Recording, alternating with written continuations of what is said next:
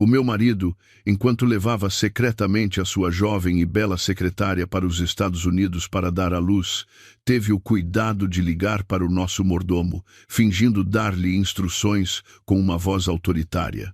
Senhor Júlio, lembre-se de ser discreto. Não deixe a minha mulher saber de nada. O mordomo, um homem que servia a minha família há mais de 30 anos, respondeu calmamente com uma única frase que foi suficiente para deixar o meu marido sem palavras do outro lado da linha e para que a sua vida cor-de-rosa desmoronasse a partir daquele preciso momento. Senhor. A voz do senhor Júlio soou firme. A senhora vendeu a moradia de 5 milhões de euros e partiu na semana passada. Eu sou a Catarina, tenho 32 anos e sou a filha única do presidente do Grupo Almeida, uma gigante do setor imobiliário. Cresci no luxo, protegida e educada da melhor forma possível. Nunca conheci o sabor da privação ou da dificuldade. E, na minha ingenuidade, acreditei que a minha vida seria sempre um caminho coberto de pétalas de rosa, especialmente depois de me casar com o Tiago. O Tiago foi o meu primeiro e único amor. 3 anos mais velho do que eu. Era o arquiteto principal numa das empresas subsidiárias do grupo. Não tinha um apelido de família ilustre, mas tinha talento, ambição e uma aparência elegante e cativante. Conquistou-me com a sua inteligência, o seu cavalheirismo e as suas promessas de um amor que não se importava com bens materiais. O meu pai, um homem experiente no mundo dos negócios, hesitou inicialmente, mas perante a minha determinação e o excelente desempenho do Tiago no trabalho, acabou por ceder. O nosso casamento foi um evento luxuoso que fez correr muita tinta na imprensa social. Depois de casarmos, o meu pai separou a empresa de arquitetura e deu ao Tiago total autonomia para a gerir como um presente de casamento e, ao mesmo tempo, um teste. Mudamo-nos para uma moradia de 5 milhões de euros no Restelo, um presente de dote que os meus pais me ofereceram. Passaram-se 5 anos, e a empresa do Tiago crescia a olhos vistos, tornando-o um dos mais jovens e bem-sucedidos diretores de Lisboa. Ele amava-me e mimava-me incondicionalmente. A minha vida estava repleta de presentes de marcas de luxo e viagens extravagantes. Eu acreditava ter o casamento mais perfeito do mundo. Até aquela noite fatídica. O Tiago chegou à casa mais cedo do que o habitual, com um ramo de rosas vermelhas na mão, as minhas favoritas. Abraçou-me por trás, com a sua voz grave e cheia de carinho. Meu amor, amanhã tenho de ir aos Estados Unidos numa viagem de negócios inesperada. Há um projeto muito grande que precisa da minha supervisão. Devo ficar lá cerca de 3 meses. Vais ficar triste por estares sozinha? O meu coração apertou-se um pouco. 3 meses era muito tempo, mas eu já estava habituada às suas viagens. Virei-me e passei os braços à volta do seu pescoço, tentando sorrir. O teu trabalho é o mais importante, não te preocupes. Eu e o senhor Júlio tratamos de tudo em casa. Naquela noite, ele foi invulgarmente atencioso. Preparou pessoalmente um jantar à luz das velas, contou-me histórias divertidas e prometeu que, depois desta viagem, me levaria a viajar pela Europa. Deixei-me levar por aquela doçura, sem a menor suspeita. Era apenas a última gentileza de um traidor antes do golpe final, a última refeição de um condenado. Na manhã seguinte, como a esposa perfeita que era, levantei-me cedo para preparar o pequeno almoço, ajeitei-lhe a gravata e verifiquei cuidadosamente a sua bagagem. Quando ele estava prestes a sair, ainda lhe entreguei o meu mais recente iPad Pro. Leva-o para ser mais prático. O teu tem tido problemas de bateria. Eu fico com um MacBook em casa. A minha mulher é a melhor. Ele deu-me um beijo sonoro na testa e partiu apressadamente. Fiquei à porta a acenar, vendo o seu carro de luxo desaparecer para lá do portão, com o coração cheio de uma vaga tristeza. Mal sabia eu que aquele mesmo iPad que lhe dera de bom grado estava prestes a tornar-se a bomba relógio que faria explodir o meu mundo perfeito e cor-de-rosa. Naquela tarde, depois de resolver os meus afazeres, regressei à moradia vazia. Lembrei-me de que precisava de enviar alguns projetos importantes a um parceiro, ficheiros que me recordava de ter guardado no álbum de fotografias. Abri o meu MacBook e o meu coração pareceu parar. Graças à funcionalidade de sincronização do iCloud, que ambos nos esquecemos de desativar, todas as imagens e dados do iPad que eu dera ao Tiago apareceram diante dos meus olhos. E, entre as fotografias de trabalho e desenhos de arquitetura, havia uma pasta de imagens estranha, nomeada com um cuidado e uma ternura evidentes. Anjinho. A minha mão, que movia o rato, parou. Um mau pressentimento percorreu-me o corpo. Respirei fundo e cliquei na pasta. Uma série de fotografias apareceu.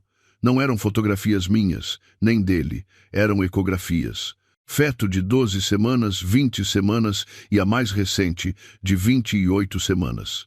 Debaixo de cada imagem havia notas carinhosas que eu reconheci imediatamente como sendo da caligrafia do Tiago. Filho do papá, sê forte. Hoje deste um pontapé na mamã. Amo-te. E então eu vi a fotografia de uma jovem mulher, sorrindo de felicidade, com a mão a segurar a barriga de grávida e o resultado da ecografia na outra.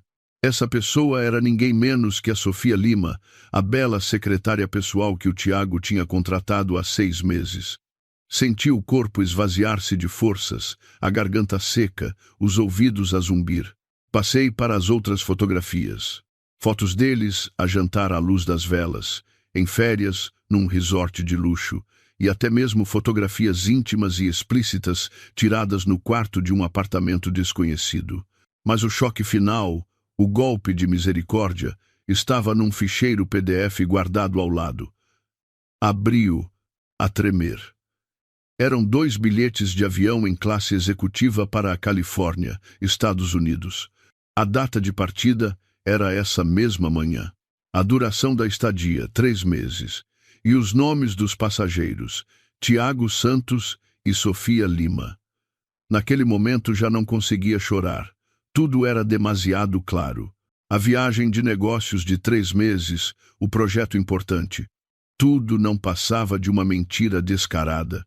Ele tinha me traído, tinha um filho com a amante e agora estava a usar o meu dinheiro, o dinheiro da minha família, para a levar para os Estados Unidos para dar à luz, para dar ao seu filho ilegítimo um começo de vida perfeito. E eu, a esposa legítima, que ainda estava em casa à sua espera, tinha sido transformada numa idiota, numa figura decorativa no meu próprio casamento. A dor transformou-se num ódio gélido.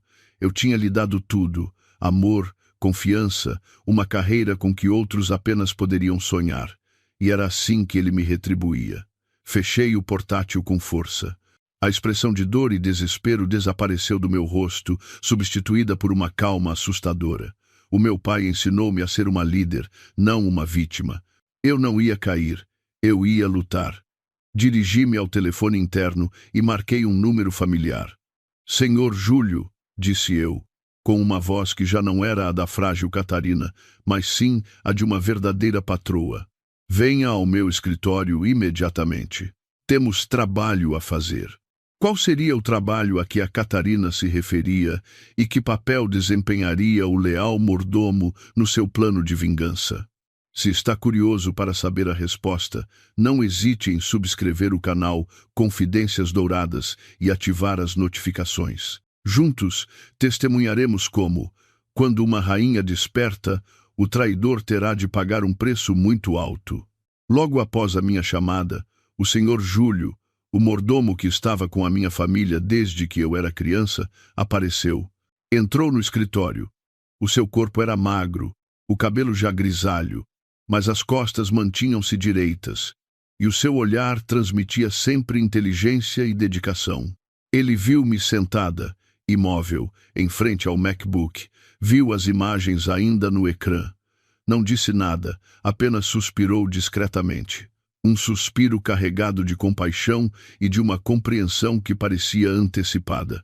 Naquele momento, A sós com a minha pessoa de maior confiança, a minha carapaça de dureza começou a rachar.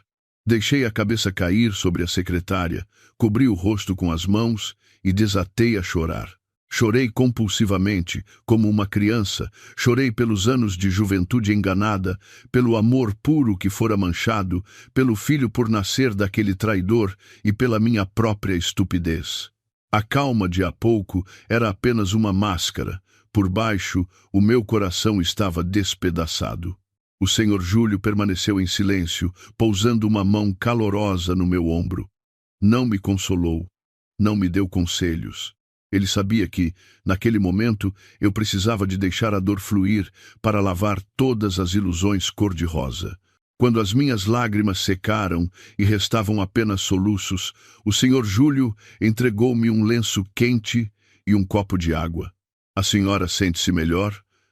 Acenei com a cabeça, limpando as últimas lágrimas. Obrigada. Então disse ele, com um olhar que se tornou extremamente sério, agora precisamos de agir. O Sr. Tiago não só a traiu emocionalmente, como também está a tomar medidas que prejudicam o seu patrimônio e o do grupo. Levantei o olhar. O cansaço deu rapidamente lugar à vigilância. O que quer dizer com isso? O Sr. Júlio tirou um pequeno pendrive do bolso do casaco e inseriu-o no meu computador. Abriu um ficheiro protegido por várias camadas de palavras-passe. Senhora, comecei a notar irregularidades nas atividades do Sr. Tiago há cerca de 6 meses. Seguindo as instruções do seu pai, sempre monitorei discretamente as atividades financeiras das empresas subsidiárias, incluindo a empresa de arquitetura do Sr. Tiago. E o que descobriu? Perguntei, sentindo o coração a acelerar. O Sr. Tiago usou a sua posição como diretor para aprovar vários contratos com empresas fantasma, que na verdade são empresas de fachada dele, para desviar uma quantia considerável de dinheiro da empresa. Esse dinheiro, ele apontou para um número no ecrã, foi transferido através de várias contas e finalmente depositado numa conta nos Estados Unidos. Olhei para o número, quase 700 mil euros. Esse valor era quase metade do capital social da empresa. Ele planeia fazer o que com esse dinheiro? Ele está a preparar-se para uma nova vida nos Estados Unidos, senhora, respondeu o Sr. Júlio com uma voz fria. Com aquela secretária e o filho deles. Esta viagem de negócios de 3 meses é, na verdade, uma fuga. Ele não tenciona regressar. Quer levar todo o dinheiro, deixando-lhe uma empresa vazia e dívidas. Mais uma facada, mais profunda, mais cruel. Ele não só me traiu, como também estava a conspirar para me defraudar, para se apropriar dos ativos da própria empresa que o tornou famoso. Uma empresa construída com o dinheiro da minha família. Ele queria que eu perdesse tudo, o amor e o dinheiro. A raiva explodiu dentro de mim, sobrepondo-se à dor. Muito bem, Tiago Santos, cerrei os dentes. Se queres jogar até ao fim, eu jogarei contigo. Levantei a cabeça e olhei diretamente nos olhos do Sr. Júlio.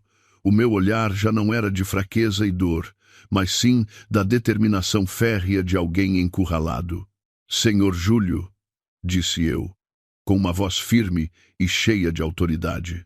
O plano de vingança começa oficialmente. Não quero escândalos de ciúmes.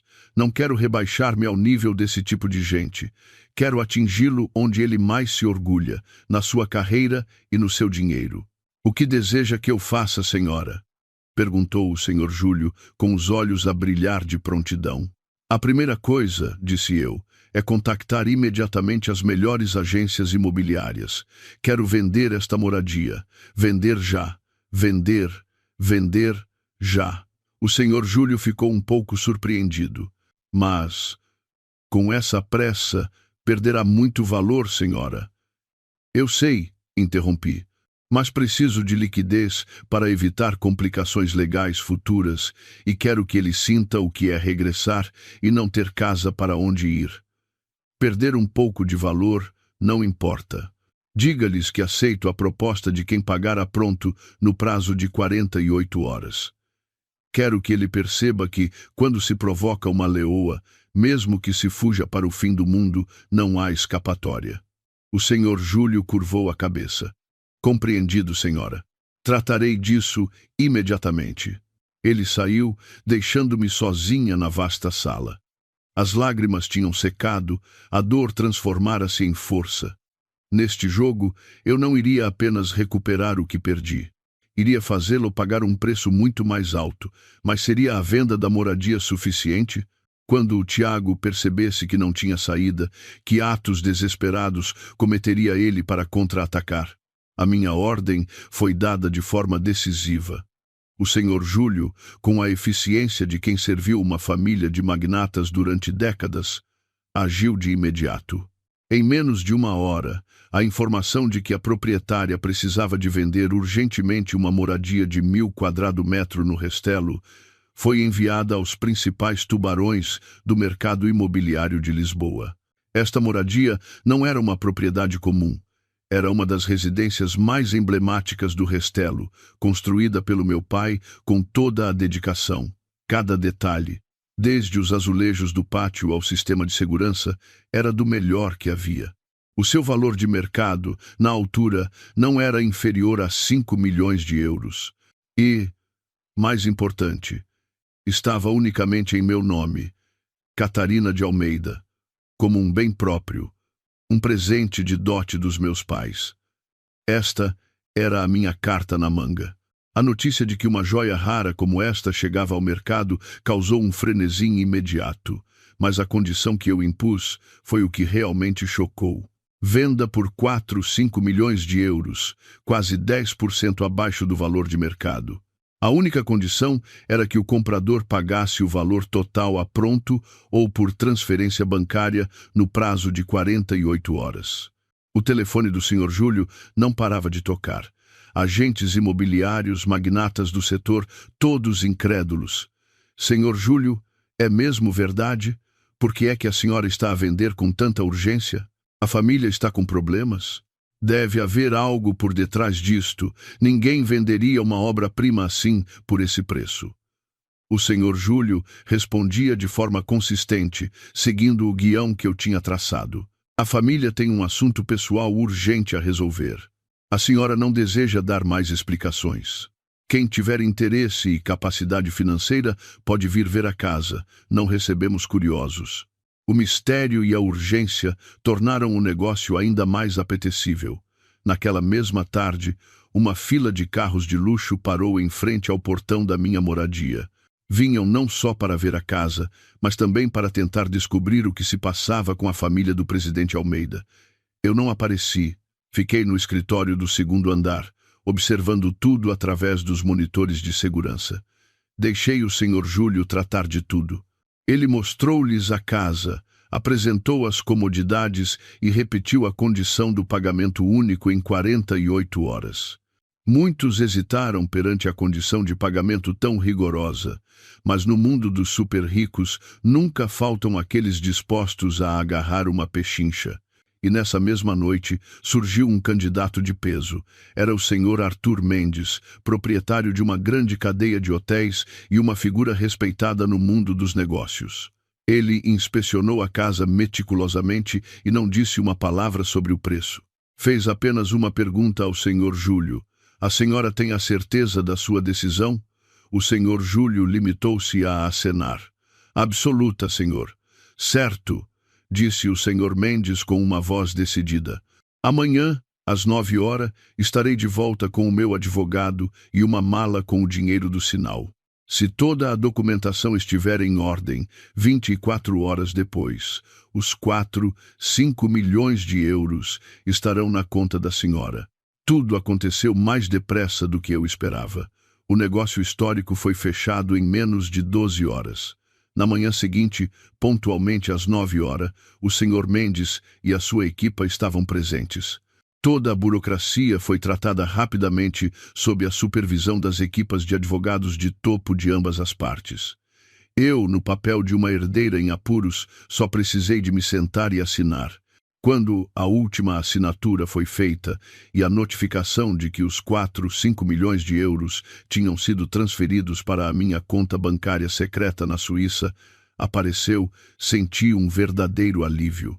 O primeiro ataque fora um sucesso retumbante. Tinha transformado um ativo imobiliário numa enorme quantia de dinheiro líquido, pronto para as minhas próximas jogadas. A notícia de que a moradia de 5 milhões fora vendida num só dia espalhou-se como um terremoto. Os vizinhos não paravam de comentar. Meu Deus, a casa da Catarina foi mesmo vendida tão rápido. Devem estar na falência. Ouvi dizer que o marido dela teve prejuízos nos negócios. Coitada da rapariga, tão nova e já a ter de vender a casa para pagar as dívidas do marido. Eu ouvi tudo isto enquanto a empresa de mudanças chegava. Pedi ao Sr. Júlio que mandasse levar apenas os meus pertences pessoais e as recordações dos meus pais. Todos os móveis caros, aqueles que o Tiago tinha escolhido pessoalmente, ficaram para trás. Eu não queria levar nada que me recordasse daquele passado de enganos. Quando saí pelo portão pela última vez, olhei para trás, para a casa. Este lugar tinha sido o meu lar, o meu paraíso. Agora era apenas uma memória vazia. Mas não senti tristeza, porque sabia que isto não era um fim, era um começo. O começo de uma guerra em que eu já tinha a vitória garantida. O carro que me levou não foi para um lugar temporário. Foi diretamente para outra penthouse de luxo no centro da cidade, uma das propriedades que o meu pai me deixara secretamente. A partir daqui, eu iria reconstruir a minha vida e também, a partir daqui, assistiria à queda daquele que me traiu. Mas enquanto eu estava ocupada com os meus planos, do outro lado do Atlântico, nos Estados Unidos, o Tiago e a Sofia continuavam imersos no seu sonho cor-de-rosa. Eles não faziam a menor ideia de que a casa para a qual planeavam regressar já não lhes pertencia. Quando chegaria a chamada fatídica do Sr. Júlio, e quão desesperada seria a reação deles ao saberem que tinham perdido tudo, a minha mudança foi rápida e discreta. Enquanto toda a Lisboa comentava a venda relâmpago da moradia, eu já estava instalada numa luxuosa penthouse num dos edifícios mais seguros da cidade, onde nenhum paparazzo ou detetive particular me conseguiria alcançar. Daqui, através das enormes janelas de vidro, eu conseguia ver toda a cidade. Mas, nos meus olhos, Lisboa já não era uma cidade de luz, mas sim um gigantesco tabuleiro de xadrez. E era eu quem movia as peças mais importantes. Vender a moradia foi apenas o primeiro passo, um golpe preventivo para cortar a retirada do Tiago. Mas eu sabia que não era suficiente. Ele ainda tinha dinheiro, ainda tinha outros bens em Portugal e, mais importante, ainda tinha o título de meu marido legal. Eu precisava de apertar o cerco, de lhe tirar absolutamente tudo, sem lhe deixar uma única via de escape. Logo na manhã seguinte, juntamente com a minha equipa de advogados, iniciei o segundo passo do plano: liquidação e congelamento. A primeira tarefa foi lidar com a enorme fortuna que eu agora possuía. Além dos 5 milhões de euros da venda da casa, eu tinha mais 2 milhões em dote que os meus pais me tinham dado, guardados em várias contas a prazo. No total, 5 milhões de euros. Um número capaz de impressionar qualquer um. Eu não podia deixar este dinheiro em bancos nacionais. Sabia que assim que o Tiago percebesse o que se passava, tentaria desesperadamente congelar as minhas contas, usando a lei para exigir a partilha dos bens comuns. Com a ajuda dos melhores consultores financeiros do Grupo Almeida, todo o montante de 5 milhões de euros foi habilmente retirado e movimentado através de vários canais de investimento, desde ações e obrigações a fundos em Singapura. No final, tudo foi legalizado e transferido para uma conta de residente não habitual secreta que o meu pai já me tinha preparado na Suíça. Em apenas 24 horas, no papel, a Catarina de Almeida, em Portugal, tornou-se uma pessoa praticamente sem patrimônio. Enquanto o dinheiro era movimentado, dei simultaneamente o passo legal decisivo. Sentei-me com o meu advogado e assinei o pedido de divórcio unilateral. Anexado a ele, não havia lamentações sentimentais. mas sim um dossiê de provas robusto que o Sr. Júlio tinha recolhido. As fotografias do Tiago e da Sofia no aeroporto. Os extratos bancários que provavam o desvio de 700 mil euros da empresa. E até gravações das suas conversas com a amante, onde admitia ter me enganado. Com estas provas, disse o meu advogado com confiança, não só conseguiremos um divórcio rápido, como também podemos pedir ao tribunal uma ordem de congelamento imediato de todos os bens em nome do Sr. Tiago em Portugal, para garantir a execução da sentença. E era exatamente isso que eu queria. Eu não precisava de um cêntimo desses bens.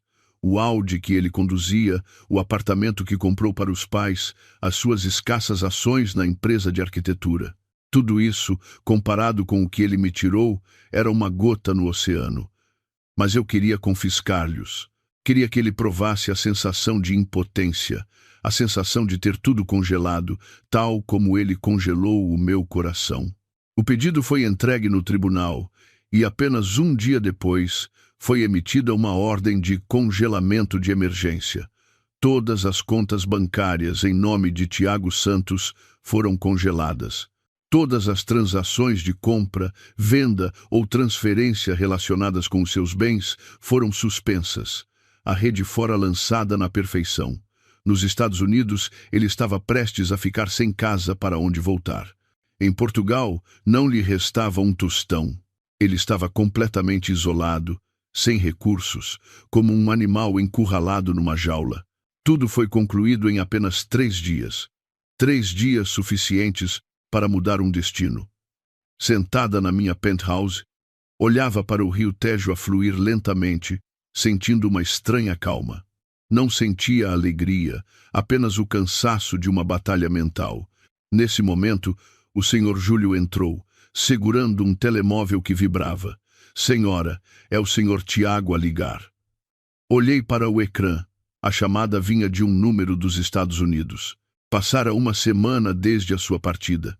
Provavelmente ligava para saber como estava a esposa, que ele pensava estar em casa, ansiosa, e também para começar a dar ordens ao Sr. Júlio. Eu não atendi, apenas entreguei o telemóvel ao Sr. Júlio. Atenda, disse eu, e diga exatamente o que eu lhe pedi. O Sr. Júlio acenou, atendeu a chamada e ativou o altifalante. Uma voz arrogante e presunçosa, demasiado familiar, soou do outro lado.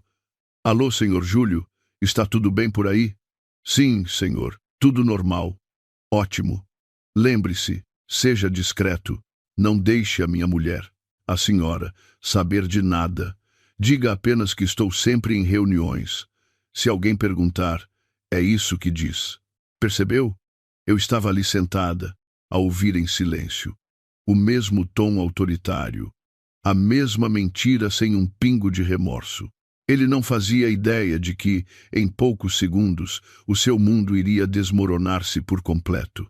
Como reagiria ele ao ouvir a resposta fatídica do leal mordomo? A voz presunçosa do Tiago ecoou pelo altifalante, enchendo o silêncio da penthouse. Ele ainda estava imerso no seu papel de diretor todo-poderoso, convencido de que tudo em Portugal estava sob o seu controle e que a sua dócil esposa continuava em casa, à sua espera. Mal sabia ele que quem o ouvia dar ordens não era apenas o velho mordomo, mas também eu, a esposa a quem ele acabara de se referir. O Sr. Júlio manteve a sua calma habitual. Olhou para mim, como que a pedir uma última autorização. Eu acenei levemente com a cabeça. Era a hora. Senhor, começou o Sr. Júlio. A sua voz já não era a de um empregado subserviente, mas sim firme e clara, a de alguém que transmite uma verdade inegável. Há algo que penso que o senhor precisa de saber. O quê? A voz do Tiago, do outro lado da linha, ainda tinha um tom arrogante, ligeiramente irritado por ser interrompido. A senhora voltou a fazer compras descontroladas? O Sr. Júlio ignorou a pergunta. Falou lentamente, cada palavra como um martelo a abater a arrogância do Tiago. Não é nada disso, senhor. A senhora vendeu a moradia de 5 milhões de euros e partiu na semana passada. Seguiu-se um silêncio sufocante que durou alguns segundos do outro lado da linha. Conseguia imaginar o rosto do Tiago naquele momento. A presunção a desaparecer, substituída por um choque absoluto. O que é que disse? Conseguiu ele finalmente balbuciar, a voz falhando, já sem qualquer arrogância. Vendeu a casa? Está a brincar comigo? Por que é que vendeu a casa? A quem é que ela vendeu? Por quanto? Uma torrente de perguntas frenéticas. Em pânico, ele não perguntou por que é que eu parti, nem para onde fui. A sua primeira preocupação foi o dinheiro. Senhor, não sei os detalhes, respondeu o senhor Júlio, mantendo o seu tom calmo. Só sei que a senhora concluiu todos os procedimentos rapidamente. A casa tem um novo dono e a senhora já se mudou. Não disse para onde ia. Impossível. Impossível. Ouvi o Tiago gritar ao telefone, misturado com o som de algo a partir-se. Ela atreveu-se a fazer isso nas minhas costas? Com que direito é que ela vende a casa? Aquela casa é nossa. Senhor, respondeu friamente o senhor Júlio, a moradia, legalmente, está registrada em nome da senhora Catarina de Almeida. É um bem próprio dela, adquirido antes do casamento. Ela tem todo o direito de dispor dele. Outro silêncio. Desta vez, ouvi a respiração ofegante do Tiago. Ele fora encurralado pela própria lei. Sabia que o senhor Júlio tinha razão. A casa era o maior bem que ele sempre cobiçou, mas era algo em que nunca poderia tocar sem o meu consentimento. Então, para onde é que ela foi? Perguntou ele, a voz já desesperada. Não sei, senhor. A senhora não deixou qualquer recado. Apenas disse que, se o senhor ligasse, era para lhe dizer que o jogo acabou. Jogo? Sim. E, continuou o senhor Júlio, desferindo o golpe final, ela também me pediu para lhe dizer que lhe preparou uma surpresa. Talvez devesse verificar as suas contas bancárias. Dito isto, sem esperar por uma reação do Tiago, o senhor Júlio desligou o telefone de forma decisiva. A penthouse mergulhou no silêncio. Eu estava ali sentada, sem qualquer sentimento de satisfação, apenas um vazio. A peça tinha terminado, mas este era apenas o primeiro ato. Do outro lado do Atlântico, no luxuoso apartamento alugado na Califórnia, um verdadeiro pesadelo estava apenas a começar. Tiago, em choque após a chamada, tentou ligar de volta para o senhor Júlio sem sucesso. Ligou-me dezenas de vezes, mas o meu telemóvel estava desligado numa gaveta. Ligou para os seus pais em Portugal. O quê? Vendeu a casa? Gritou a sua mãe, a dona Amélia, ao telefone. Impossível, Ela teve mesmo coragem? O seu pai, mais calmo, mas com a voz igualmente preocupada, disse: Calma, filho, deve ser só uma birra. Os teus pais vão ver o que se passa. Mas quando chegaram à moradia, foram recebidos por um portão de ferro trancado e uma equipa de seguranças desconhecida. Desculpem, esta é uma propriedade privada. Os senhores não podem entrar. O pânico instalou-se de vez. Tiago começou a verificar as suas contas. Abriu a aplicação do banco e ficou paralisado. Todas as suas contas em Portugal, desde a conta à ordem, a conta poupança e a conta de títulos, exibiam uma mensagem a vermelho: conta congelada por ordem judicial.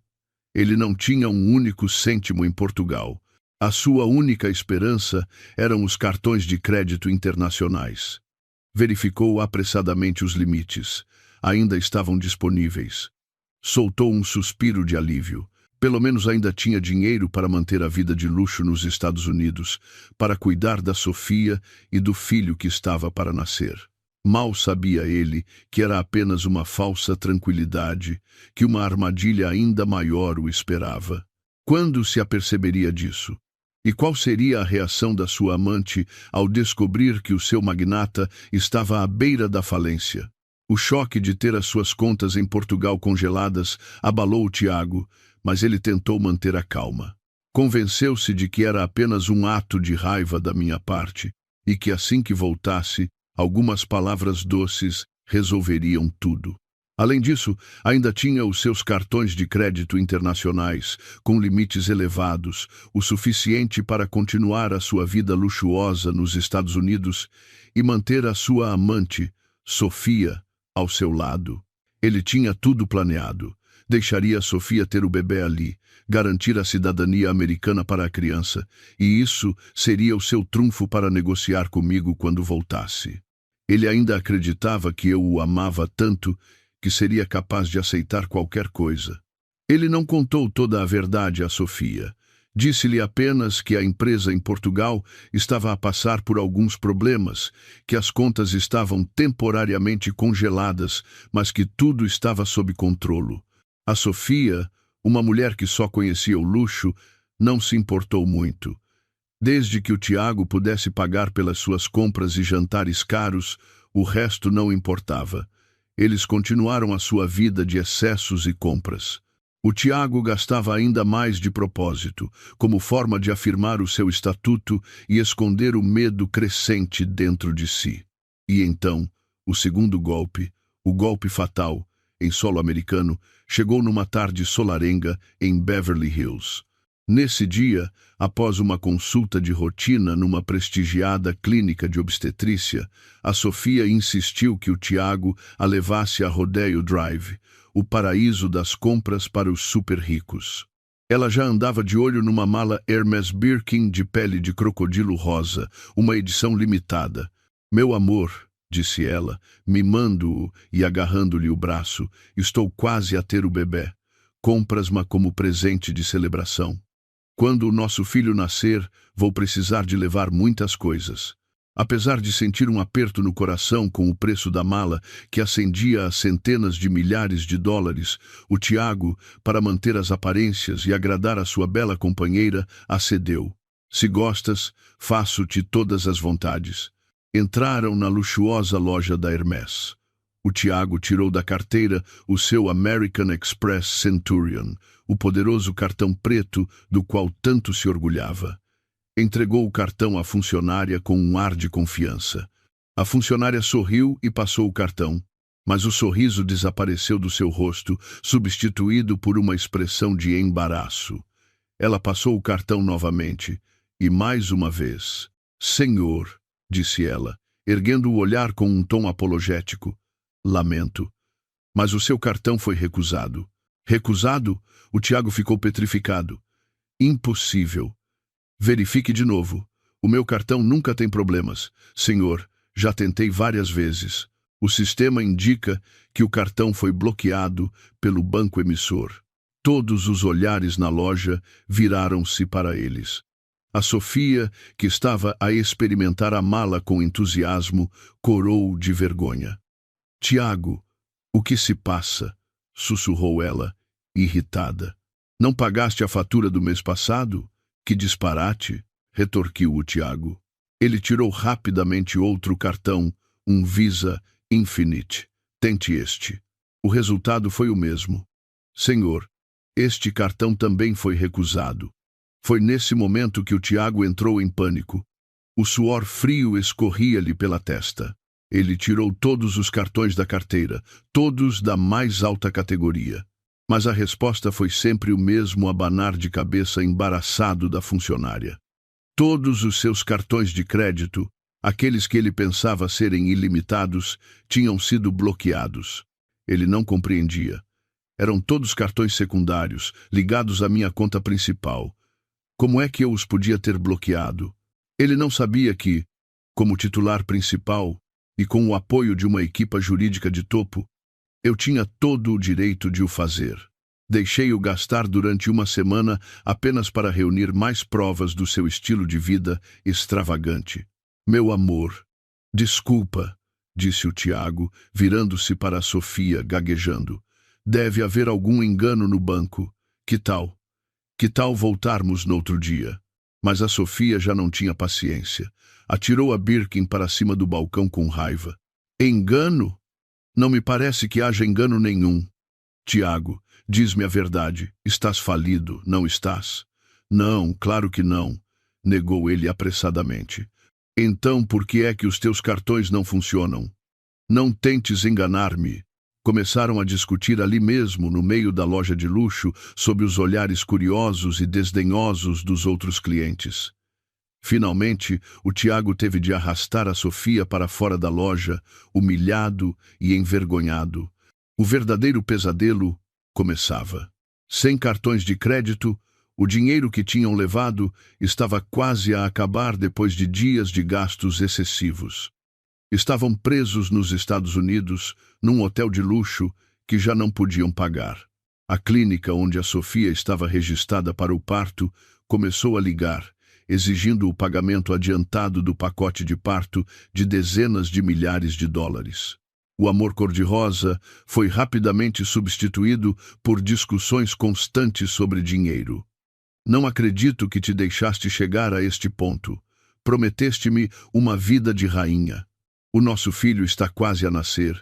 Vais deixá-lo nascer na rua? As acusações da Sofia eram como facas no ego já destroçado do Tiago. Ele tinha perdido tudo: carreira, casa, carros, dinheiro, e agora até a amante por quem tinha arriscado tudo lhe estava a virar as costas. Mas, no seu desespero, uma ideia surgiu-lhe. Ele ainda tinha uma última carta para jogar. Uma carta que ele acreditava poder virar o jogo a seu favor. Qual seria essa carta? Seria a sua salvação ou iria apenas afundá-lo ainda mais no pântano do desespero? Enquanto o Tiago e a Sofia enfrentavam o seu pesadelo financeiro nos Estados Unidos, em Portugal, eu dava o passo seguinte do meu plano: desaparecer por completo. Depois de vender a moradia e congelar os bens do Tiago, não voltei para a mansão da minha família. Sabia que seria o primeiro lugar onde ele e a sua família me procurariam. Em vez disso, mudei-me com o Sr. Júlio para outra penthouse, uma das propriedades secretas da minha família, no topo de um arranha-céus no centro da cidade, com um sistema de segurança de várias camadas. A primeira coisa que fiz na minha nova casa foi partir o meu antigo cartão SIM, o cartão que guardava todos os contactos do meu passado. Comecei a usar um número novo, um número que apenas o Sr. Júlio, o meu pai, e a minha equipa de advogados conheciam. Também apaguei todas as minhas contas de redes sociais.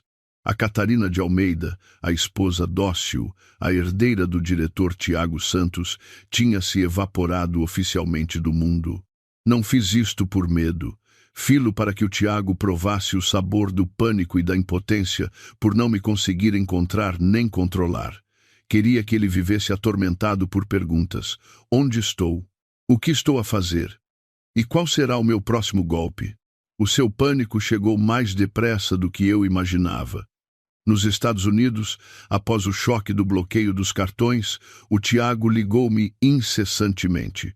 Dezenas, centenas de chamadas para um número que já não existia. Primeiro, foram mensagens de insultos e ameaças. Catarina, que raio de jogo é este? Desbloqueia os meus cartões agora. Achas que me metes medo? Não exageres.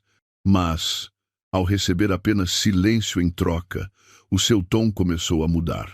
A arrogância desapareceu, dando lugar à confusão. Catarina, desculpa. Onde estás? Atende o telefone. Sei que errei. Volta. Vamos conversar. Tudo se pode resolver. E, por fim, o desespero. Por favor, responde-me. Estou mesmo sem um tostão. A Sofia está quase a ter o bebê. Não pode ser tão cruel.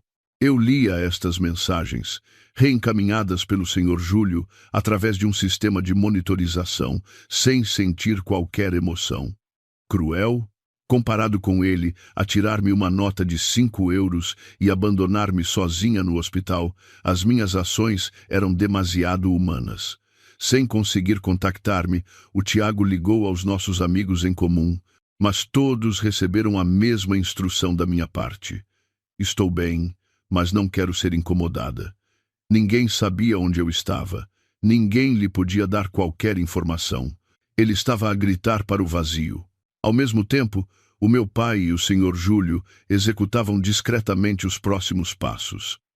Não se limitaram a retirar o capital.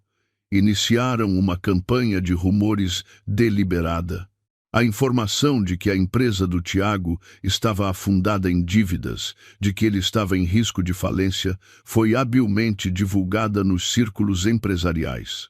Os parceiros restantes, aqueles que ainda não tinham sido afetados pela retirada de capital, começaram a ficar receosos e a procurar uma saída.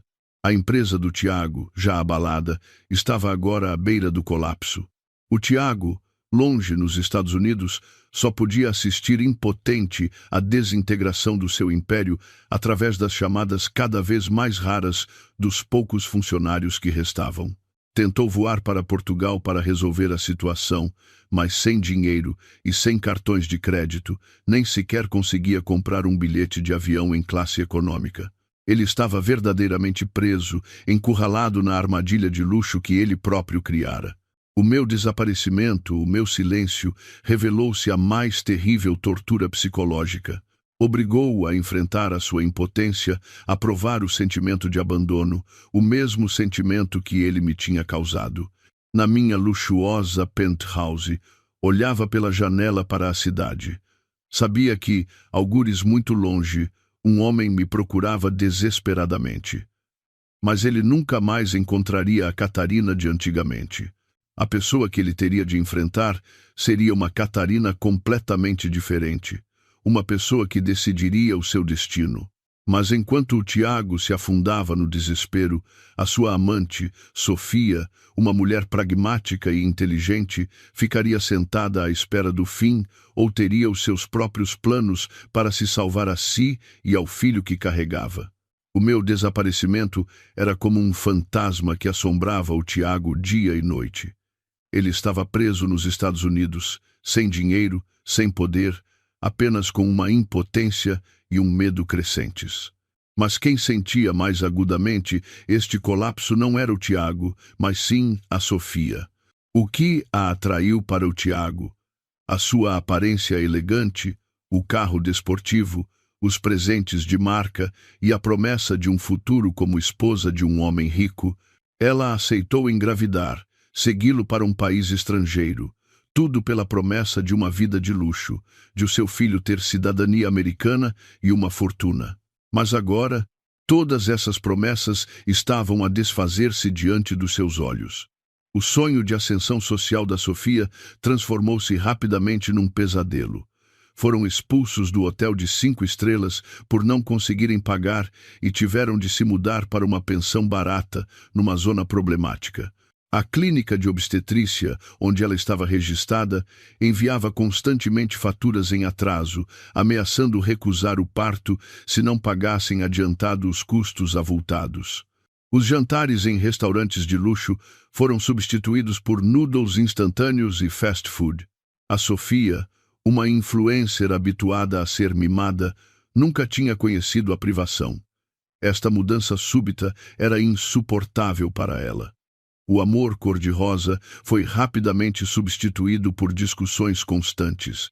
"Tiago, olha para ti", gritava ela no quarto apertado, com um cheiro a mofo no ar. "O que é que me prometeste? Prometeste-me uma vida de rainha. E agora? Tenho de viver neste buraco, sem dinheiro nem para comprar leite para grávidas." "Cala-te." O Tiago também perdera a paciência. "Achas que eu quero isto? Estou a tentar resolver as coisas." "Resolver? Como?" riu a Sofia com desprezo, sentado aí, a arrancar os cabelos e a ligar para alguém que nunca atende.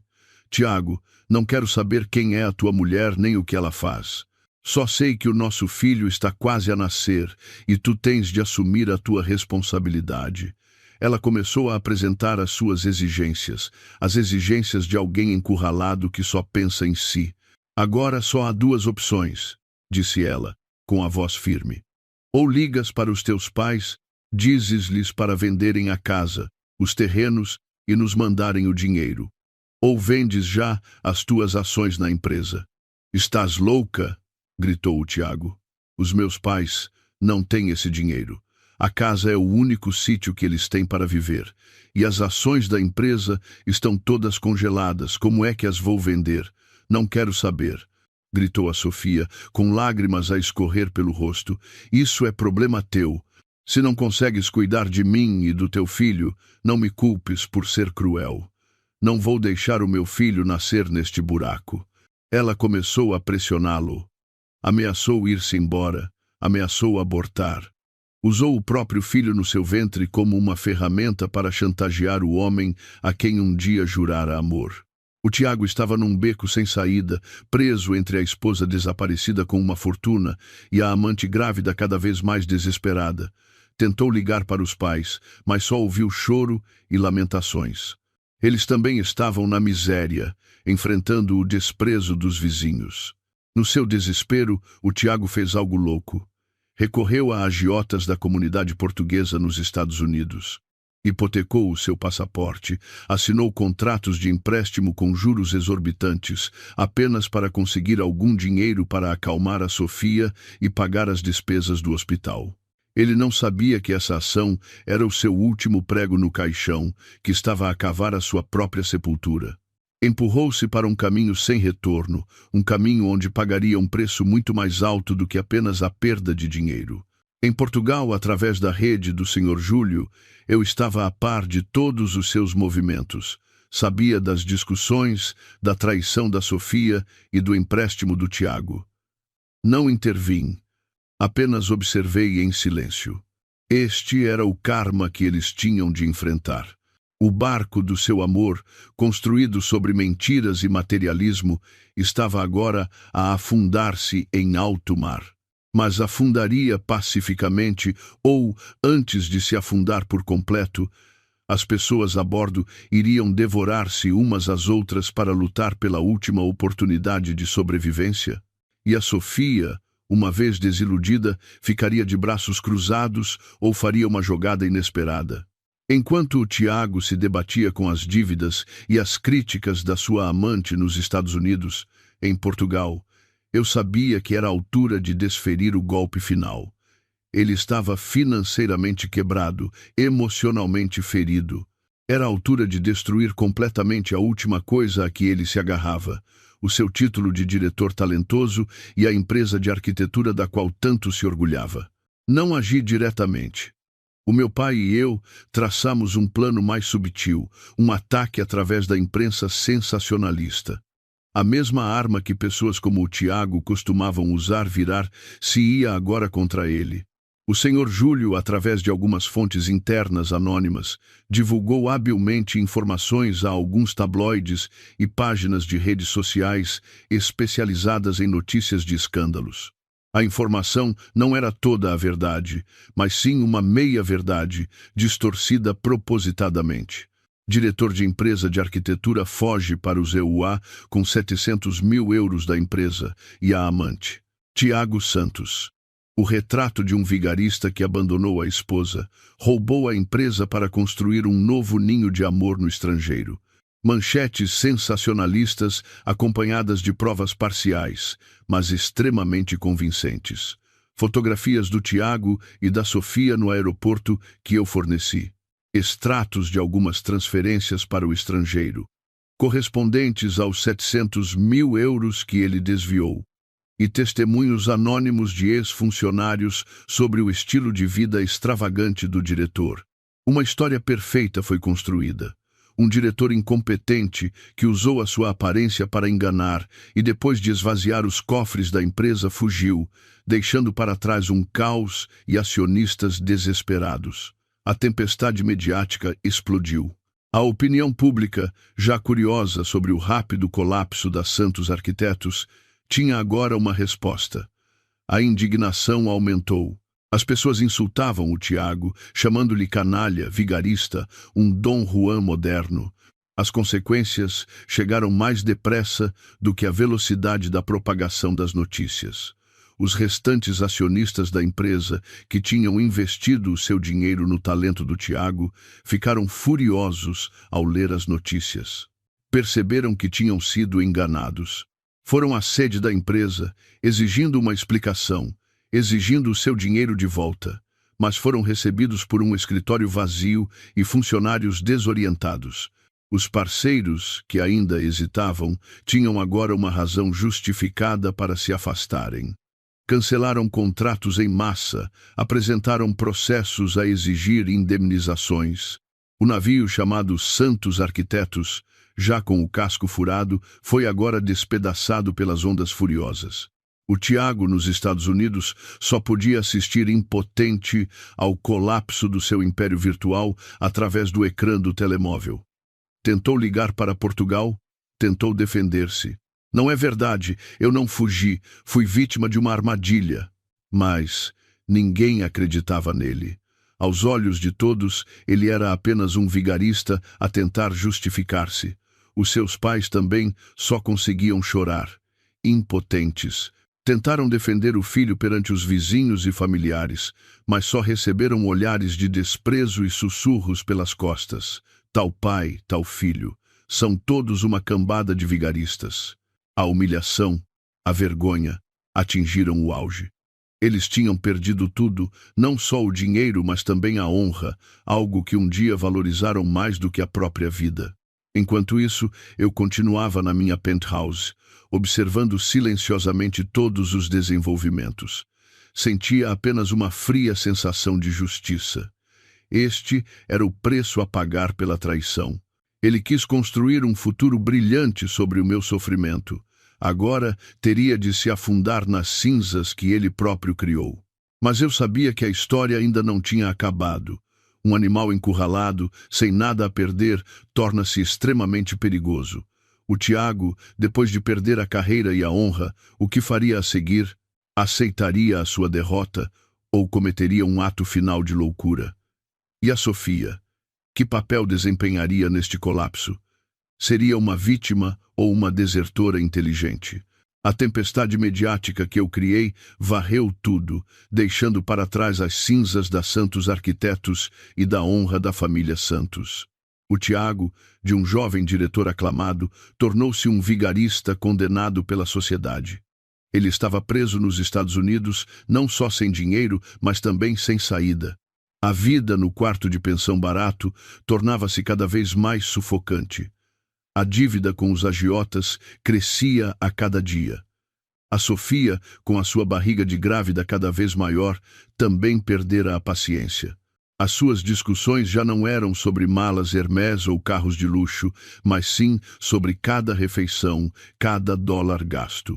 Tiago, o que é que vais fazer? Gritava a Sofia, apontando para o aviso final do hospital. Dizem que se não pagarmos esta semana não me aceitam. Vais deixar-me dar à luz na rua? Eu sei. Para de gritar. O Tiago também perdera a calma. Ele arrancava os cabelos. Estou a tentar encontrar uma solução. Mas ele já não tinha soluções. Os amigos viraram-lhe as costas, os parceiros processaram-no. A família em Portugal também estava em apuros. Ele estava verdadeiramente encurralado. Finalmente, depois de muitas noites sem dormir, enfrentando a dura realidade de que o seu sonho americano se tinha desfeito, o Tiago foi forçado a tomar a decisão mais amarga: voltar. Voltar a Portugal, enfrentar o caos que ele próprio criou e, mais importante, encontrar-me, a sua última tábua de salvação. Mas até mesmo voltar não foi fácil. Sem dinheiro e com o passaporte retido pelos agiotas, ele teve de engolir o orgulho e pedir ajuda à embaixada portuguesa nos Estados Unidos. Depois de procedimentos complicados e humilhantes, chamadas de garantia de familiares em Portugal, ele finalmente conseguiu 2 bilhetes de avião em classe econômica para casa. O voo de mais de 15 horas da Califórnia para Lisboa foi provavelmente o voo mais longo e pesado da vida de ambos. Não trocaram uma única palavra. O Tiago estava imerso em ansiedade e medo do que o esperava em casa. A Sofia permanecia em silêncio, a olhar pela janela, mas certamente a planear a sua própria fuga. O seu sonho de ser esposa de um homem rico tinha acabado. O avião aterrou no aeroporto Humberto Delgado numa tarde abafada. Quando o Tiago e a Sofia, com um ar cansado e abatido, carregando malas baratas, saíram pela porta de desembarque, não foram recebidos por familiares. Senhor Santos, onde é que se meteu?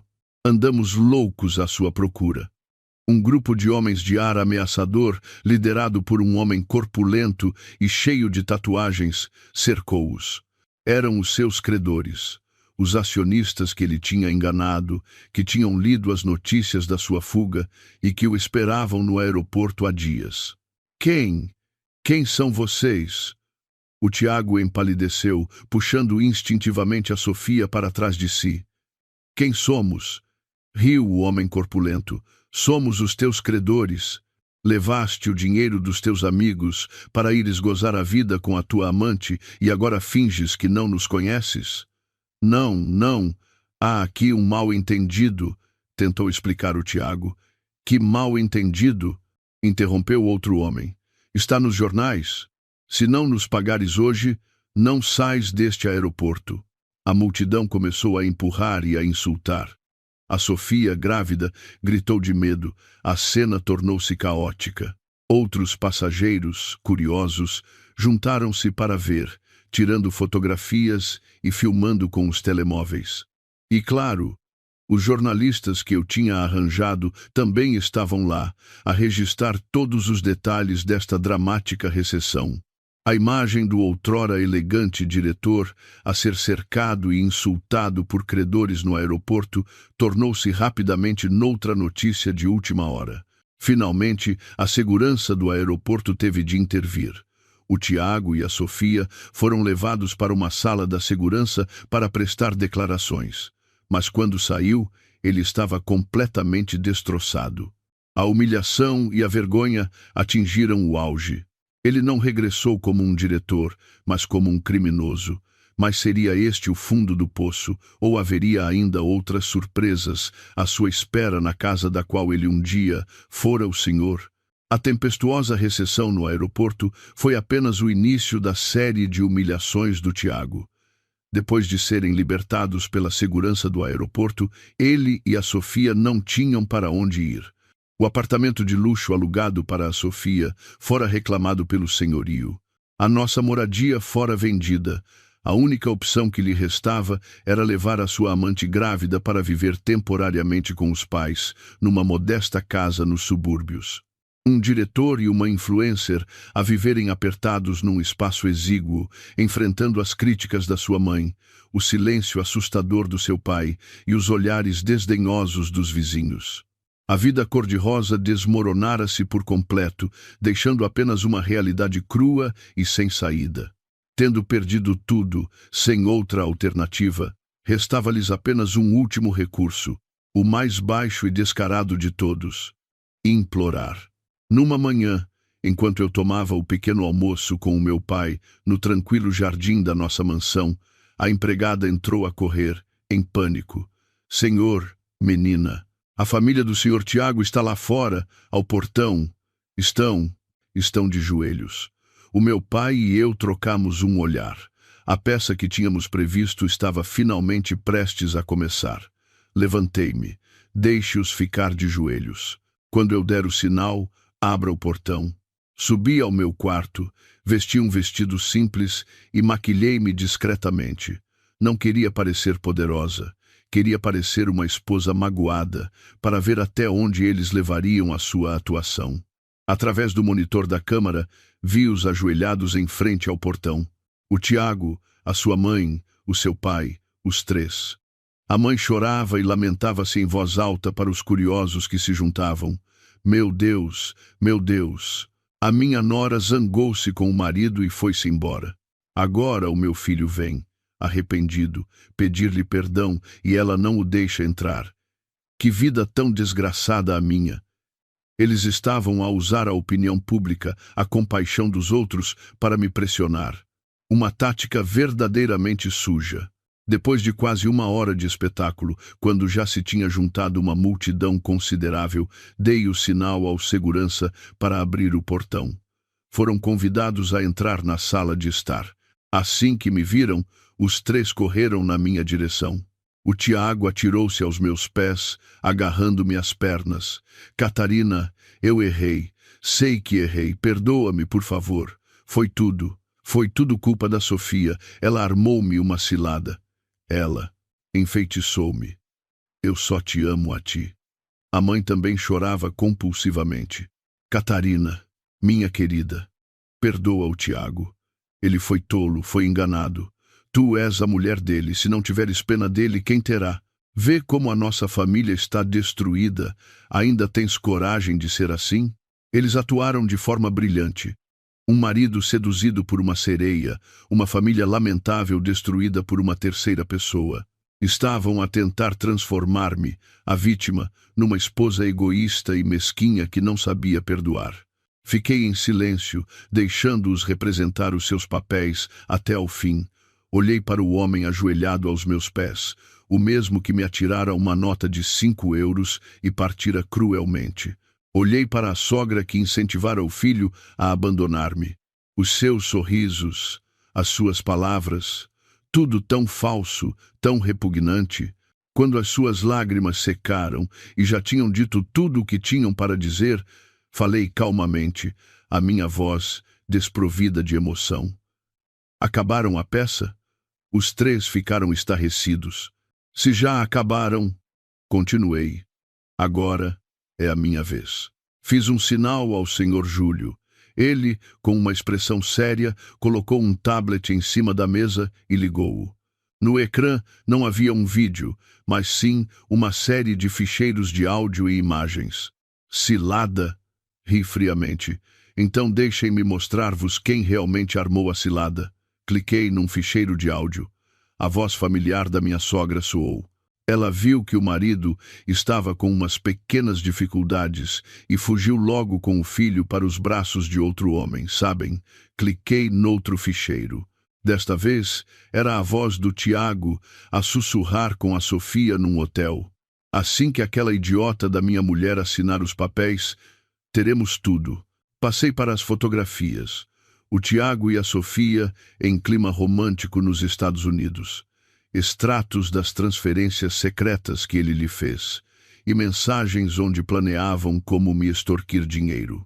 Vejam, disse eu, com a voz firme. Isto é ser vítima de uma cilada?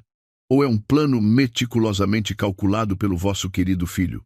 Os meus sogros ficaram pálidos, sem uma gota de sangue no rosto.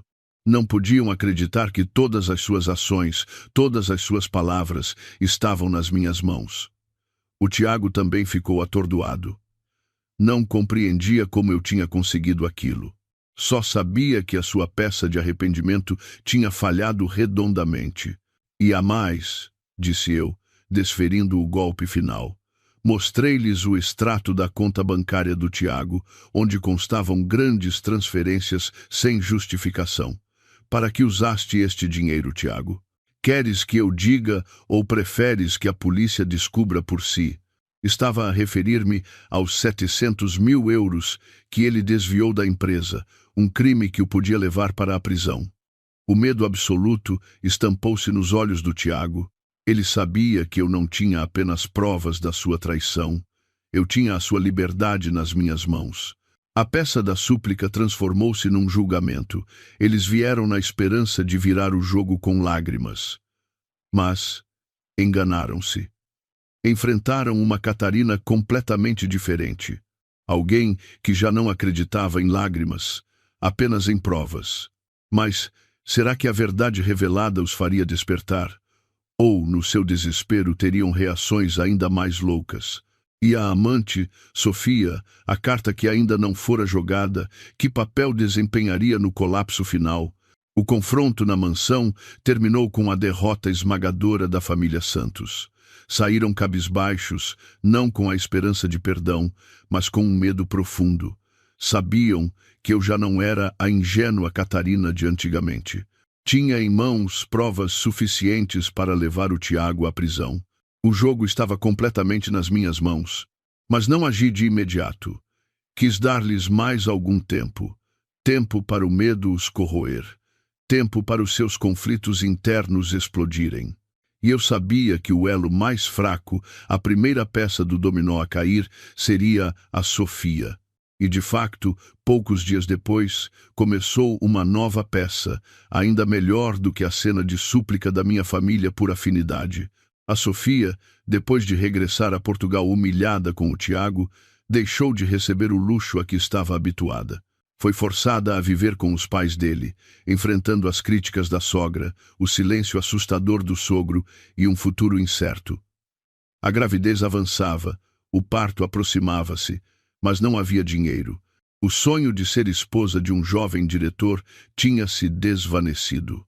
E quando uma mulher pragmática não consegue o que quer, torna-se extremamente perigosa. Ela começou a pressionar o Tiago. Tiago, e o dinheiro? Prometeste que cuidarias de mim e do nosso filho. Agora vais deixar o meu filho nascer nesta casa miserável?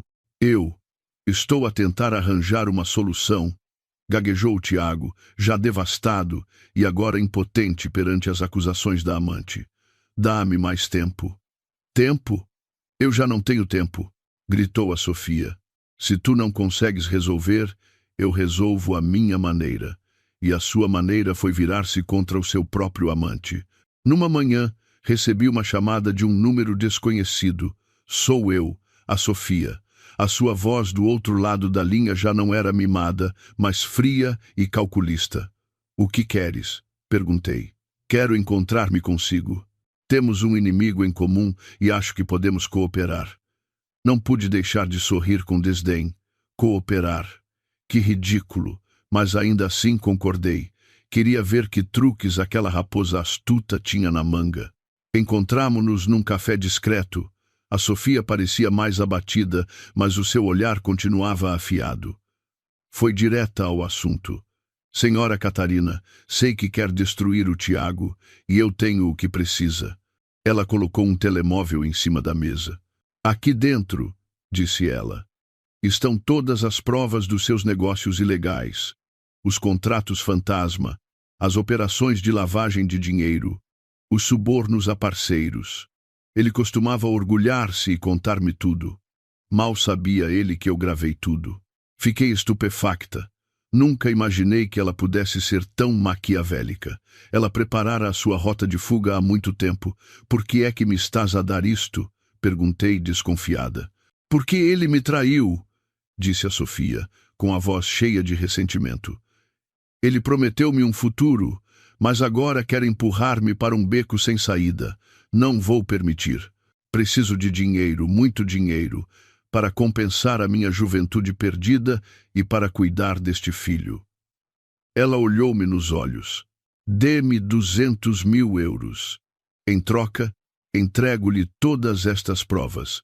Pode usá-las para o arruinar, até mesmo para o mandar para a prisão. E eu pego no dinheiro e desapareço para sempre. Uma troca justa. Olhei para ela, uma jovem bonita cuja alma fora corrompida pelo dinheiro. Senti um misto de desprezo e pena, mas não concordei. Achas que sou assim tão estúpida? Ri friamente. Não preciso de gastar um cêntimo para obter estas provas. Se apresentar as que já tenho em tribunal, ele já estará em apuros. E tu, como cúmplice, também não escaparás. O rosto da Sofia empalideceu. Ela não esperava que eu fosse tão firme. Mas, continuei, posso dar-te outra opção. Em vez de me venderes as provas, por que não as usas para falar diretamente com ele? Os olhos da Sofia brilharam.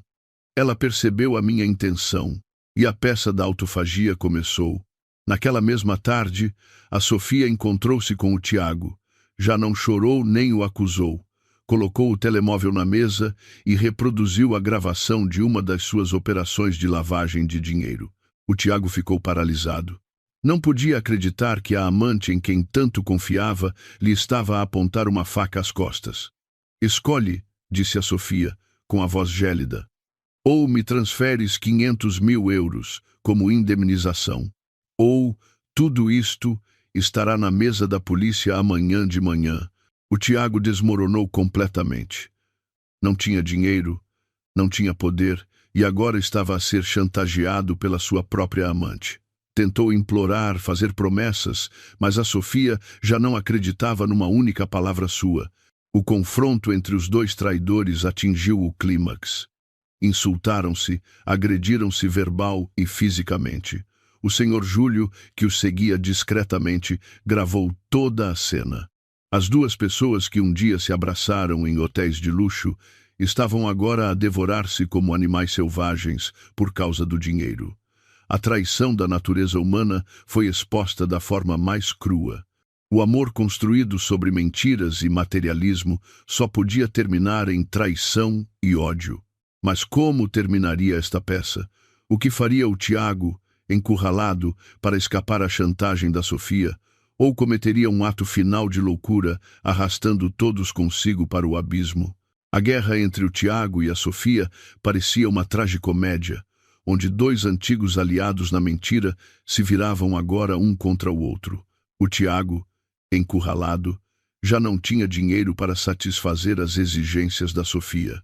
Teve de vender os seus últimos bens de valor e até pedir mais empréstimos de fontes duvidosas, mas ainda assim não foi suficiente. O desespero e a pressão transformaram-no numa pessoa diferente, sempre a viver com medo e paranoia. Enquanto eles se destruíam mutuamente, o meu processo de divórcio chegou finalmente a tribunal. Nesse dia, entrei no tribunal, já não como a Catarina sofredora ou rancorosa. Sentia apenas uma estranha calma. Estava ali, não para me vingar, mas para pôr um ponto final num capítulo errado da minha vida. O Tiago também estava presente, mas era apenas uma sombra de si mesmo. Estava magro, com olheiras profundas e um olhar vazio. Sentou-se do outro lado, sem coragem para me encarar. A audiência foi rápida. Com todas as provas irrefutáveis que a minha equipa de advogados apresentou, desde as fotos da traição, os extratos dos desvios da empresa, até a declaração assinada por ele, todos os argumentos da defesa do Tiago se tornaram inúteis. O seu advogado ainda tentou argumentar que os bens comuns deviam ser partilhados, que a carreira do Tiago também era um patrimônio construído durante o casamento. Mas o meu advogado refutou de imediato. "Meritíssimo juiz", disse ele com firmeza, "a carreira do Sr. Santos, como provamos, foi inteiramente construída graças ao apoio e influência da família da minha cliente. Não foi fruto de um esforço conjunto, mas parte de um teste de casamento que falhou. Além disso, com os seus atos de adultério, traição e fraude sistemática, o Sr. Santos violou gravemente a lei do casamento e da família, causando danos morais irreparáveis à minha cliente." Finalmente, a sentença foi proferida, clara e decisiva. O tribunal concedeu o meu pedido de divórcio. A guarda total do meu filho foi-me atribuída. O Tiago foi privado do direito de visita até provar uma mudança e estabilidade psicológica. Quanto aos bens, a moradia de 5 milhões de euros e todo o meu dote foram confirmados como bens próprios, anteriores ao casamento. Eu mantive a posse total, os quase 700.000 euros, que o Tiago desviou da empresa de arquitetura, foram classificados como dívida pessoal, obrigando-o a reembolsar a empresa, que, entretanto, passou a ser minha propriedade. Ao ouvir a sentença, o Tiago não teve qualquer reação. Ficou sentado, de cabeça baixa, como alguém que aceitou o seu destino. Ele tinha perdido tudo: esposa, filho, carreira, dinheiro e o futuro.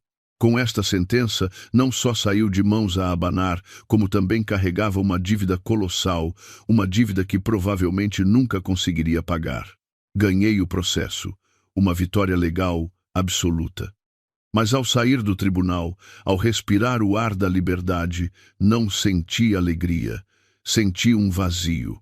A guerra tinha acabado, mas as feridas permaneciam.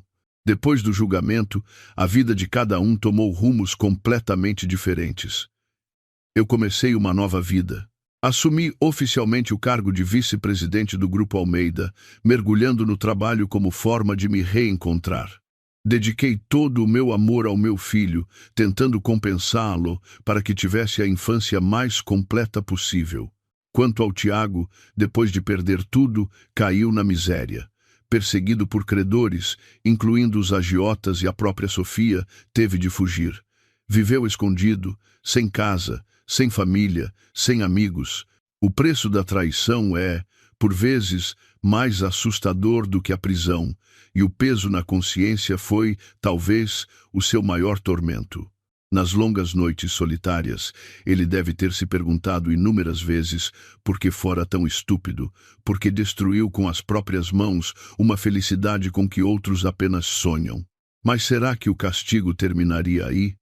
Ou a lei do karma continuaria a operar de formas imprevisíveis, tanto para ele como para os seus cúmplices, como a Sofia e a sua família? O julgamento do divórcio terminou, mas as suas repercussões perduraram. A vida das pessoas que passaram pela minha história tomou agora rumos sombrios que elas próprias escolheram.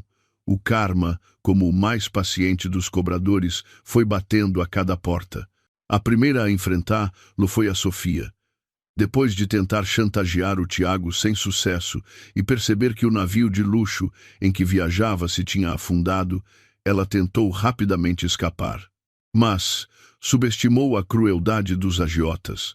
Como não conseguiam encontrar o Tiago, começaram a persegui-la, considerando-a cúmplice.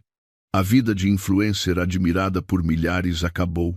A Sofia teve de viver escondida, a mudar constantemente de casa, sempre com medo, enquanto a sua barriga de grávida se tornava um fardo impossível de esconder. Finalmente, sem dinheiro e sem apoio, teve de dar à luz sozinha num hospital público.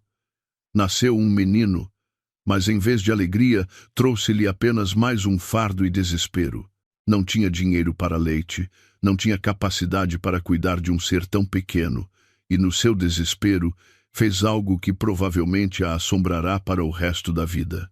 Numa manhã, o Sr. Júlio deu-me uma notícia. Tinham encontrado um recém-nascido abandonado à porta da casa dos pais do Tiago, na província, juntamente com uma breve carta de despedida da Sofia.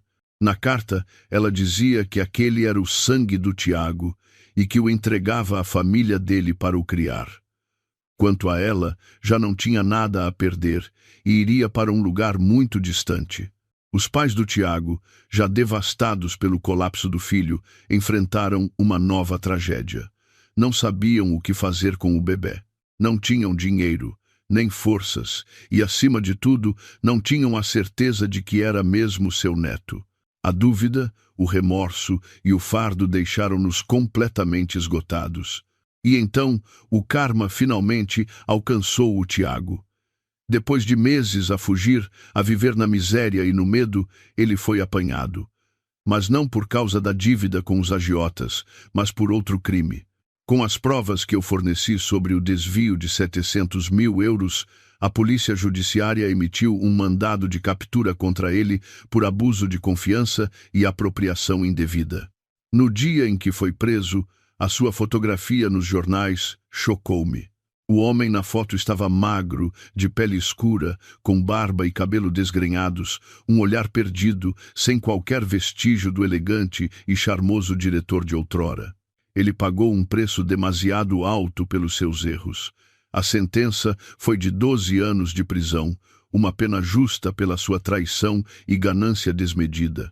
Ao saber que ele tinha sido preso, não senti nada, nem satisfação, nem pena. Para mim, o Tiago morreu no dia em que me atirou uma nota de 5 euros no hospital. Agora, ele era apenas um nome no passado, uma lição cara que eu nunca esqueceria. Eu podia finalmente fechar esse capítulo da minha vida. Mas a imagem do bebê inocente e abandonado não me saía da cabeça. Ele não tinha culpa, não merecia sofrer as consequências dos erros dos seus pais. Depois de muitas noites de insônia, tomei uma decisão. Não procurei a família Santos. Apenas discretamente, através de uma fundação de caridade patrocinada pelo meu grupo, enviei uma pensão mensal para o bebê.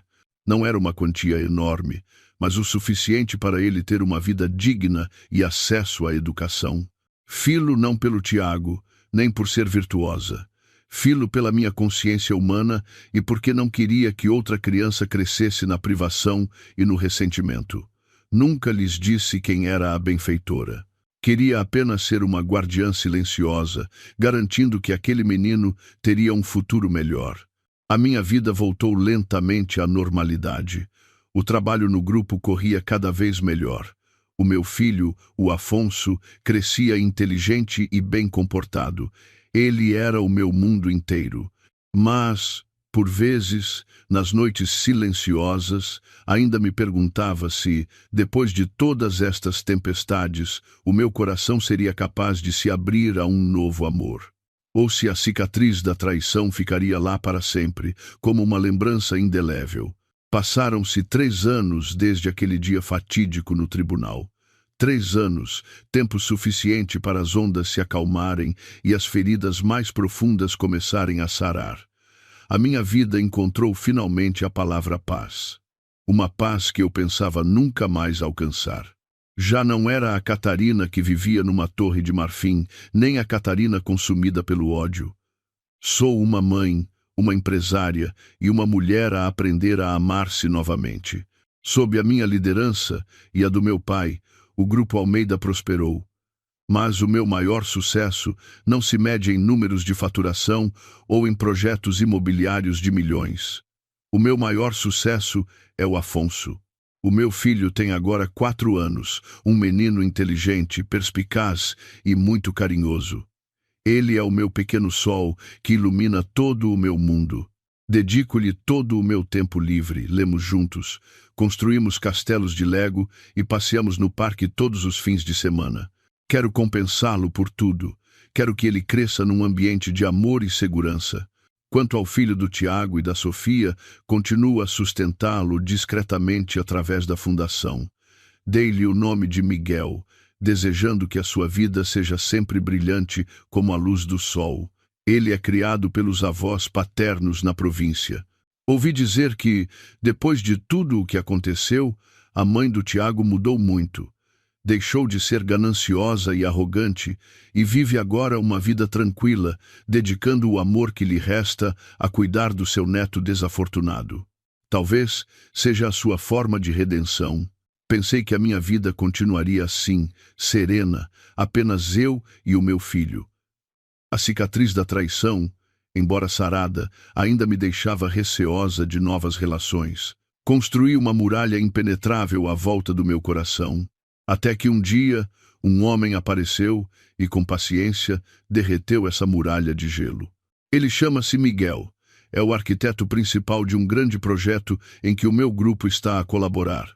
Não tem a beleza vistosa do Tiago.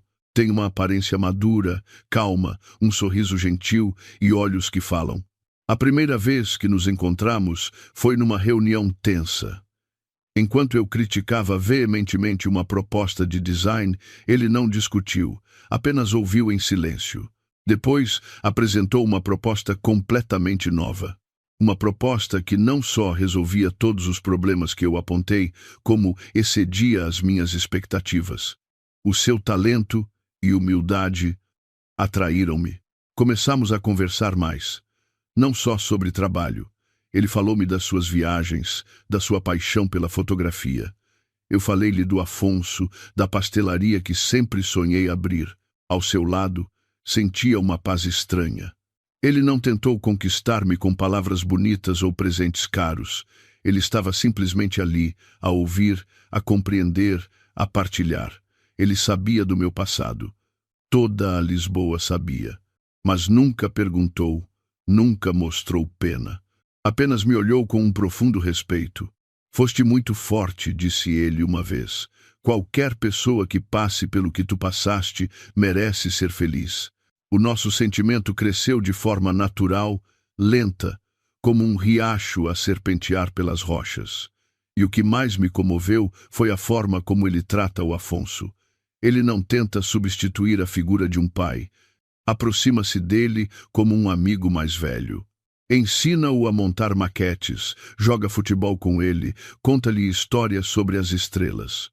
O Afonso, normalmente tímido com estranhos, afeiçoou-se a ele de imediato. Numa tarde de fim de semana, enquanto os 3 empinávamos um papagaio no parque, o Afonso virou-se de repente e perguntou-me: Mãe, o tio Miguel pode vir à nossa casa brincar sempre? Olhei para o Miguel. Ele também olhava para mim. Os seus olhos cheios de expectativa e esperança. Sorri. Um sorriso que veio verdadeiramente do coração. Acariciei o cabelo do meu filho. Se gostas, claro que pode. A felicidade, por vezes, chega quando menos esperamos e da forma mais simples. A minha história poderia terminar aqui, com um final feliz. Mas a vida tem sempre capítulos inesperados. Alguns meses depois, perto do Natal, enquanto eu, o Miguel e o Afonso fazíamos compras num supermercado, voltei a vê-lo, o Tiago. Era segurança no supermercado. Magro, dentro de um uniforme largo, o rosto marcado pelas rugas da dificuldade. Ele também me viu. Viu-me feliz, ao lado de outro homem. Viu o seu filho nos ombros desse homem, a rir alegremente. Ele desviou o olhar rapidamente, tentando esconder-se num canto, como se quisesse fugir do seu próprio passado. Os nossos olhares não se cruzaram, mas por um instante eu vi tudo nas suas costas, o arrependimento, o remorso e uma dor que nunca passaria. Não disse nada. Apenas apertei a mão do Miguel e continuei a andar com ele e com o meu filho. O passado ficara finalmente para trás. Cada um tem o seu caminho, as suas escolhas e o preço a pagar por elas. Eu escolhi o perdão, não por ele, mas por mim. Escolhi seguir em frente, não para encontrar um substituto, mas para encontrar a verdadeira felicidade. E encontrei-a. A felicidade não é um destino, é uma jornada. Uma jornada na qual aprendi a amar, a confiar e, mais importante, a levantar-me depois de cada queda, mais forte e resiliente. Olhei para o meu filho a rir, para o homem gentil ao meu lado, e o meu coração encheu-se de gratidão. A tempestade passara, e depois da tempestade, o céu estava incrivelmente azul e limpo.